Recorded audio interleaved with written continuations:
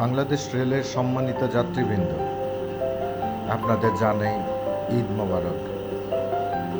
সবার স্বপ্ন ঘরে ফেরার হলেও আমাদের স্বপ্ন মানে বাংলাদেশ রেলের স্টাফদের স্বপ্ন হচ্ছে সাধারণ যাত্রীদের নিরাপদে ঘরে পৌঁছে দেওয়া, তারা যেন তাদের পরিবারের সাথে ঈদ করতে পারে। এটাই আমাদের স্বপ্ন। আমি আছি আজ কক্সবাজার এক্সপ্রেস ট্রেনের দায়িত্বে।